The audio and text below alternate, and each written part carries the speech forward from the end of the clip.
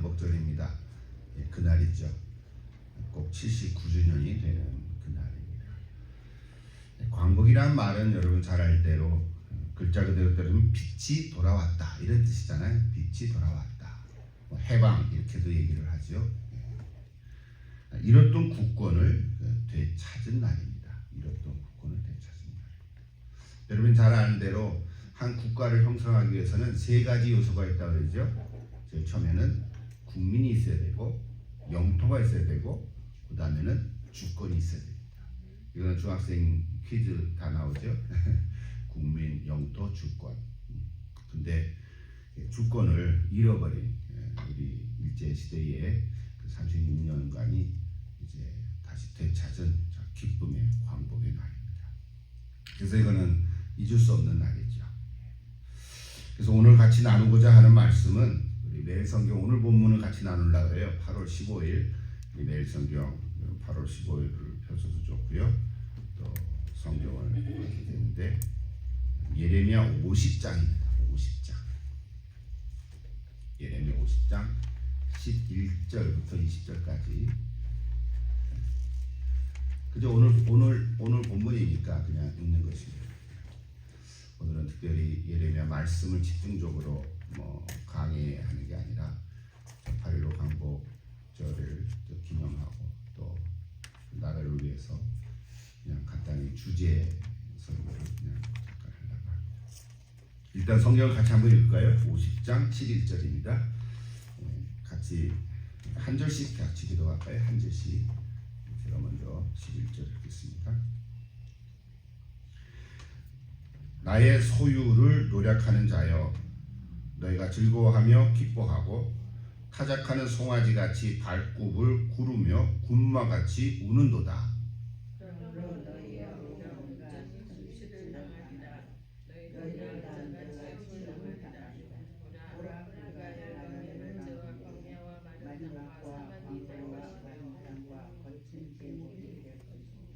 여호와의 진노로 말미암아 주민이 없어 완전히 황무지가 될 것이라. 바벨론을 지나가는 자마다 그 모든 재난에 놀라며 탄식하리로다.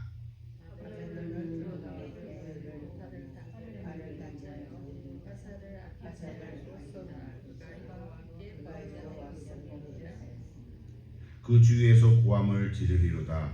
그가 항복하였고 그 요새는 무너졌고 그 성벽은 허물어졌으니 이는 여호와께서 그가 행한 대로 그에게 내리시는 보복이라. 그가 행한 대로 그에게 갚으시는도다.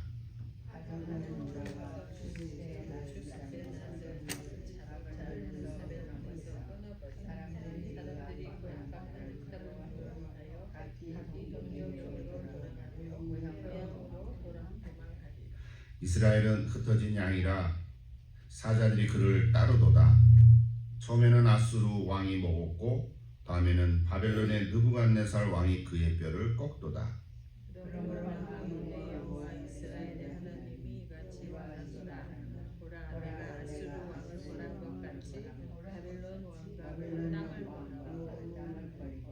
이스라엘을 다시 그의 목장으로 돌아가게 하리니 그가 갈멜과 바산에서 양을 기를 것이며 그의 마음이 에브라임과 길르앗 산에서 만족하리라. 그날 그때에는 이스라엘의 죄악을 찾을지라도 없겠고 유다의 죄를 찾을지라도 찾아내지 못하리니 이는 내가 남긴 자를 용서할 것이라.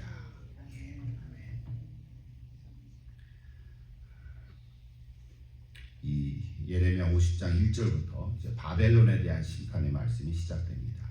근데 오늘은 그 중에 한 토막인데요. 이렇게 간단히 요약하면 1절부터 11절 아니 1절이 11절부터 11절부터 그 중간에 16절까지는 바벨론 멸망의 말씀에 대한 얘기고 17절부터 20절까지는 이스라엘의 회복을 기록하고 있습니다. 한마디로 요약하면 하나님께서는 유다를 공격한 바벨론을 그냥 내버려 두지 않고 바벨론보다 더 강한 우리 성경에 바사라고 나오죠. 페르시아죠. 페르시아의 고레스 왕을 통해서 바벨론을 공격해서 멸망하게 하십니다. 겉으로만 보면 전쟁사죠. 그러나 오늘 성경을 통해서는 하나님이 하셨다고 얘기하는 거죠. 바벨론을 멸망시키는 것도 하나님이 하시는 거예요. 근데 하나님께서 뭐 하늘에서 불을 내린 게 아니라 옆에 페르시아를 통해서 멸망하게 하는 거죠. 오늘 성경에도 분명히 나오죠. 왜 그렇게 했냐요? 바벨론은 하나님 앞에 죄를 범했기 때문에 그런 거예요. 그보다도 더 구체적인 얘기는 여기 오늘 1절을 보십시오. 1절을 보면 나의 소유라고 하는 표현이 있는데 좀 울리죠, 그죠? 나의 소유라고 하는 것은 이스라엘 백성을 가리킵니다. 나의 소유, 이스라엘 백성을 가리키죠. 노략하는 자 누굴까요? 바벨론이죠. 이스라엘을 노략하고 멸망시킨 바벨론이요. 뭐 이런 거죠. 너희가 즐거워하면 기뻐하고. 그런데 우리나라 번역에는 그런 구절이 없는데 언어를 같이 이렇게 참고로 보면 즐거워하고 기뻐하는 그 앞에 어떤 단어가 있냐면 히브리어로 키라는 단어가 있는데 키는 원래 왜냐하면 이런 뜻이지만 이 앞에 형용사로 쓰면은 진심으로 이런 뜻이 있는 거예요. 그러니까 뭐예요? 너희가 진심으로 즐거워하고 진심으로 기뻐하고. 그러니까 바벨론이 정말 기뻐한 거예요. 왜? 유다를 멸망시킨 거에 대해서. 그런 의미가 되는 거예요. 그러니까 진심으로 즐거워하고 진심으로 기뻐하며 그 다음 좀 풀어서 얘기하면요. 타작하는 송아지같이 발굽을 구르며 타작하는 소처럼 날뛰었지만 이런 거죠. 너무 좋아가지고 유다 멸망시켰다. 바벨론이 막 신나서 날뛰었는데 그러나 이제는 심판의 대상이 될 것이다. 그 얘기죠. 너도 망할 거야. 하나님 그런 말씀하는 거예요. 또 그 다음에 군마라는 나오죠. 군마는 기병대잖아요. 말 타고 다니는 군인들. 기병대죠. 기병대는 소리를 지면서 전쟁터를 휘저었지만 이제 바벨론 너는 심판의 대상이 될 것이다. 그런 의미예요. 그러니까 유다를 공격한 바벨론 너도 페르시아의 공격을 받아 망할 것이다. 그냥 한마디로 얘기하면 그것입니다. 오늘 성경 뭐 일일이 한 절 한 절 다 얘기할 수는 없겠지만 전체 흐름은 이 얘기예요. 그러니까 이걸 누가 하시는 거예요? 하나님이 하시는 거죠. 아무리 강대국이라도 그러므로 악을 행하면 그리고 하나님 앞에 죄를 범하면 하나님께서는 행한 대로 갚으신다는 것이 오늘 성경 말씀입니다. 우리가 살고 있는 이 역사도 그렇습니다. 과거에 지나간 역사도 우리가 역사 공부를 해보면 그렇게 강대국이었던 나라들이 다 망하고 없어졌잖아요. 바다도 그랬고 우리가 신약시대 로마도 그렇고 그죠? 독일도 그렇고 이 나라들이 다 없어지는 거예요. 뭐 흔적은 있지만 흔적이 있고 지금도 유지하는 나라들이 있지만 아예 없어진 나라들도 있죠. 그러니까 강대국이라도 하나님 앞에 악을 행하면 그 행한 대로 갚으셔서 멸망시키시는 것이 하나님의 뜻이에요. 그런데 하나가 한 가지 더. 하나님의 백성은 오늘 유다죠. 이스라엘 백성은 이들도 하나님 앞에 죄를 범했지만 근데 이스라엘을 하나님이 선택한 언약의 백성이잖아요. 그래서 하나님의 백성은 비록 포로로 잡혀가고 고통을 당해도 하나님께서는 돌아오게 하실 거라는 거예요. 이게 이제 약속이죠. 돌아오게 하실 거죠. 그러니까 너희들이 포로로 잡혀가고 나라를 잃고 방황하는 것이 내가 너희를 아주 미워서 그런 게 아니라 깨달으라고. 그래서 돌아오게 하시는 거예요. 그래서 맨 마지막 자는 회복하게 하는 거죠. 이게 오늘 전체 말씀의 핵심적인 이야기입니다. 여러분 오늘 이 시대에 우리 살아가는데 우리 이스라엘이든 바벨론이든 나라가 망하면 백성도 같이 망합니다. 그렇죠? 나라 없는 백성이 없잖아요. 백성 없는 나라도 없는 거죠. 그러니까 나라가 회복이 되면 백성도 회복이 됩니다. 그래서 오늘 내성이 옆에 보면 그런 구절이 있어요. 국가와 국민은 운명 공동체다. 이런 단어가 있어요. 운명 공동체죠. 어떤 나라든지 그 국가와 국민은 운명 공동체예요. 그래서 오늘은 우리 한국이 이제 광복절을 맞는 79주년인데 그걸 생각하면서 우리가 뭐 떠나온 조국이지만 뉴스를 통해서 가끔 소식을 듣긴 하는데 우리 국가로서의 한국의 회복을 위해서 우리가 기도합니다. 뭐 겉으로 보기에는 잘 모르죠. 뭐 여전히 잘 살아가는 사람 잘 살고 미국보다도 잘 사네 뭐 이런 얘기 듣는 경우도 있는데 그럼에도 불구하고 한 나라로서의 그 온전한 모습을 회복해가는 것을 우리가 기도해야 할 것이에요. 동시에 국민의 온전한 자유와 진정한 자유와 행복을 위해서도 우리가 기도해야 할 것이에요. 중보기도 하는 거죠. 하나님의 은혜가 우리나라와 온 백성들에게 함께 하실 줄로 믿습니다. 우리 광복절에 대해서 조금 더 한두 가지만 언급을 한다면, 우리 잘 아는 대로 역사의 이야기죠. 일제강점기가 1910년 8월 29일부터 1945년 8월 15일까지 이렇게 공식적으로 이렇게 기록되어 있습니다. 그러니까 한반도를 일본 제국에게 지배당했던 시기죠. 그래서 일제는 36년 동안 우리나라를 강압적으로 식민 지배 정치를 시작했습니다. 그리고 좀 후에 무단 통치를 하면서 일본의 군국주의를 내세우는 전쟁을 위해서 온갖 정말 더러운 일들을 일삼았습니다. 세계 전쟁으로 나가는 거죠. 가장 악랄한 침략은 우리나라의 언어와 문화를 빼앗은 문화 통치였습니다.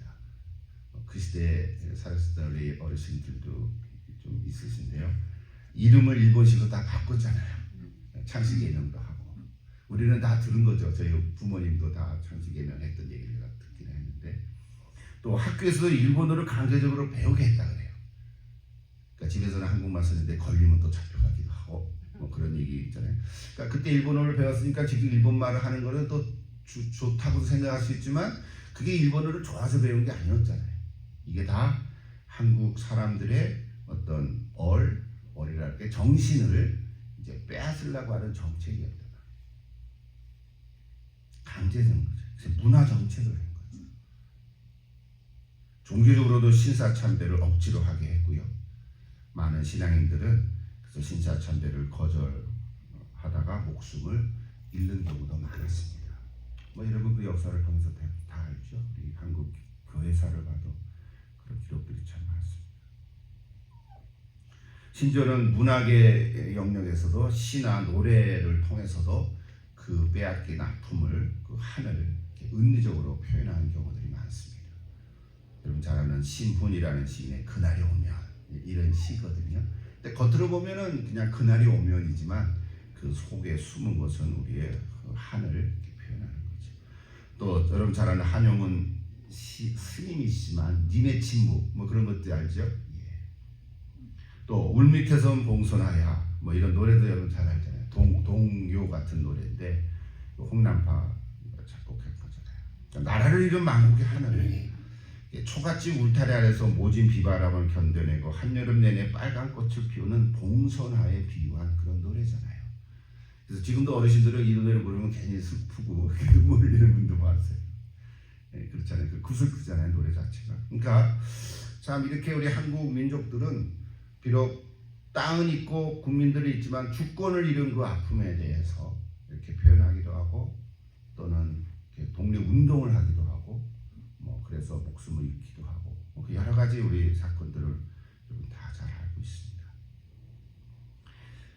조금 넓혀가지고요. 그 시대의 20세기의 그 시대적인 상황은 뭐였냐면, 여러분 잘 아는 독일의 나치즘이 있었잖아요.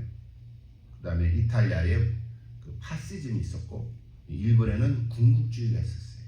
이 군국주의라는 것은 전쟁을 최고의 가치관으로 세워서 이렇게 이념으로 군사력이 최우선인 거예요. 그게 일본의 군국주의예요. 독재를 행한 거죠.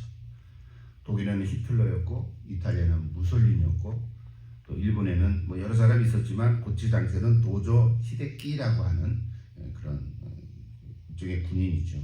주축이 돼서 세계 전쟁을 일으킨 거죠. 제가 도조 히데키에 대해서 잠시 이렇게 찾아보니까 그 위키백과에는 이렇게 기록이 되어 있더라고요. 일본 제국의 소와 천황 제2기에 활동한 군인이자 정치인으로 태평양 정전을 일으킨 A급 전쟁 범죄자다. 이렇게 공식적으로 되어 있어요. 그는 헌병 정치를 실시해서 군부 독재 체제를 구축했어요.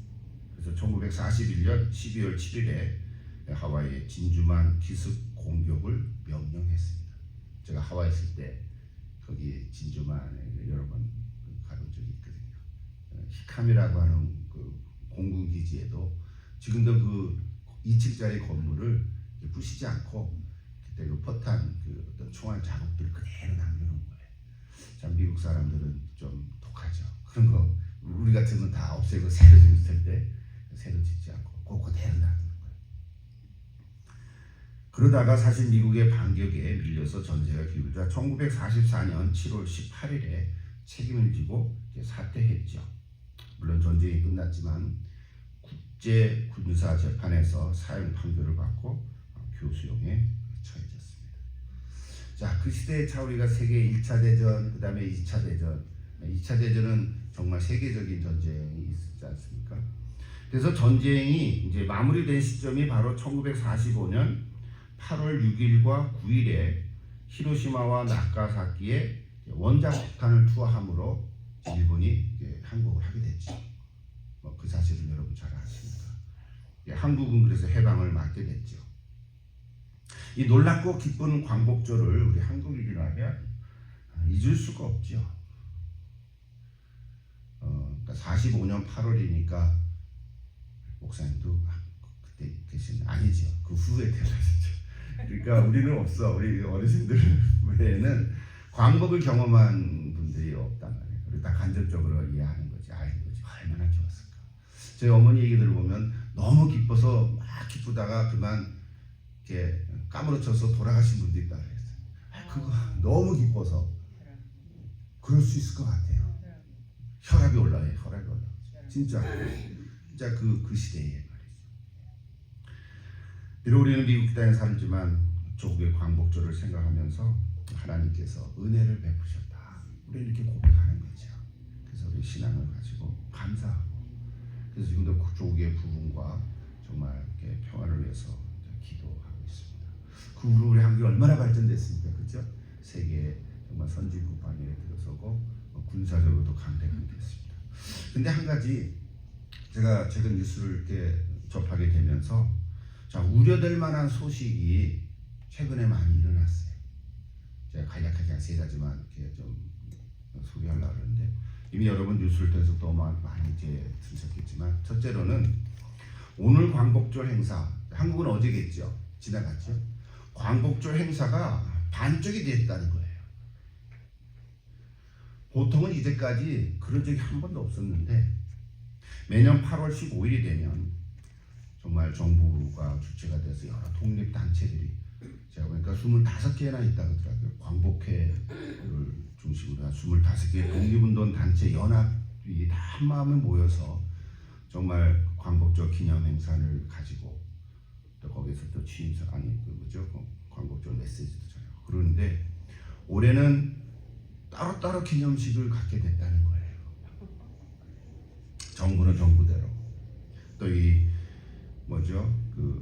광복회동 25개 독립운동 단체들은 또 다 단체들끼리.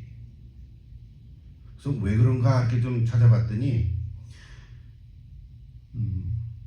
그 독립운동 단체들이 그 광복절 기념식을 보이콧한 거가 지난 8월 12일, 그러니까 3일 전이죠. 8월 12일에 독립기념관 관장의 임명 문제로 이렇게 됐다는 거예요. 시작이 됐다는 거예요. 제가 이름까지 얘기하면 그렇지만, 독립기념관이라는 것은 국가보안부 산하의 공공기관으로 그동안은 조선 독립운동의 뜻을 같이 하는 사람으로 늘 임명되어 왔는데, 이번에는 대한민국 임시정부와 독립운동을 부인하는 사람으로 임명이 됐다는 거예요.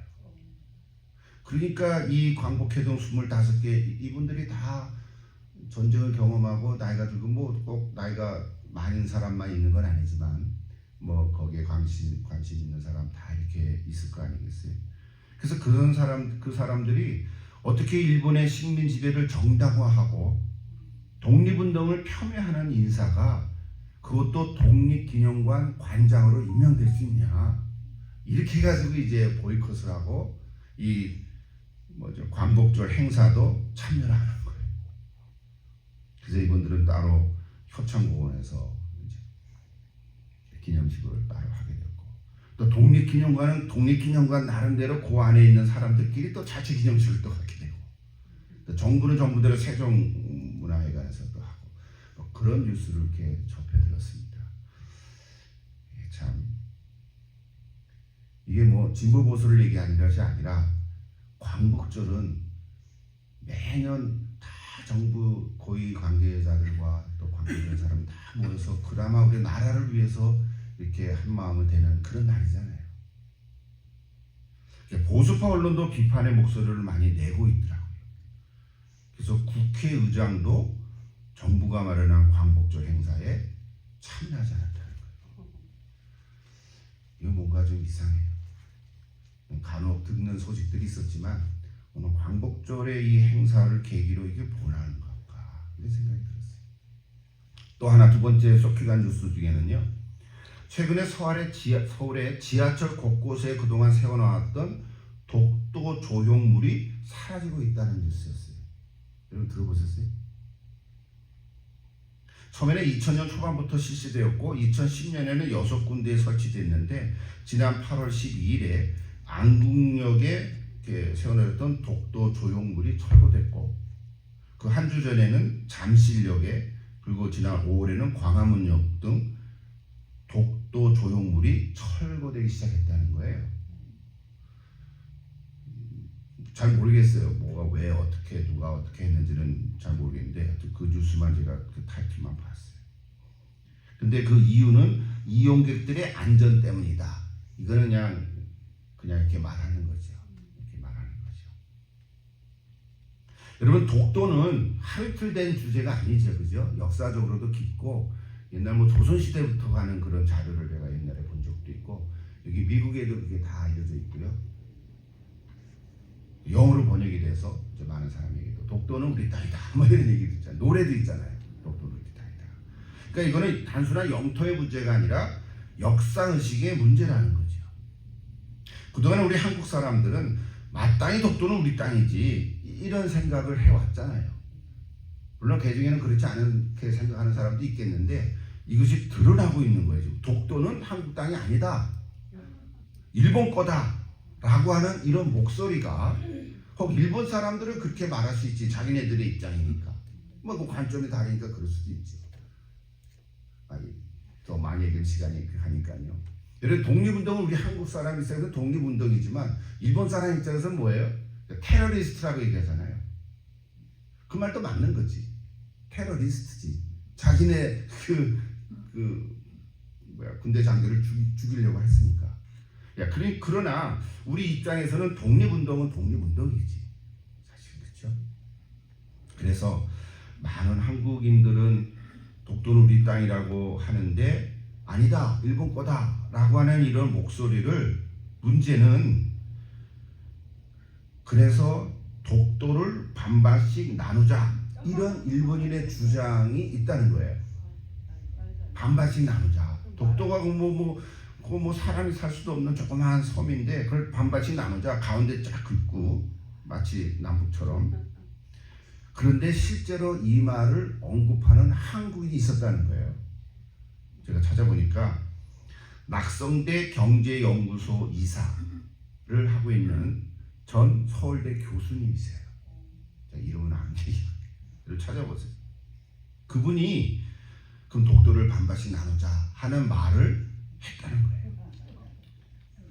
이게 뭔가 이게 아니, 아무리 좀 뭐 정부를 인정하고 또 두둔하고 반대하고 이런 정치인들은 또 그런 세계 속에서는 있을 거 아니에요. 근데 독도를 반반씩 나누자 이런 일본인의 주장 같은 거를 실제로 한국 사람이, 그것도 서울대 교수를 역임한 사람이 한다는 거는 뭔가 이상한 거예요 지금.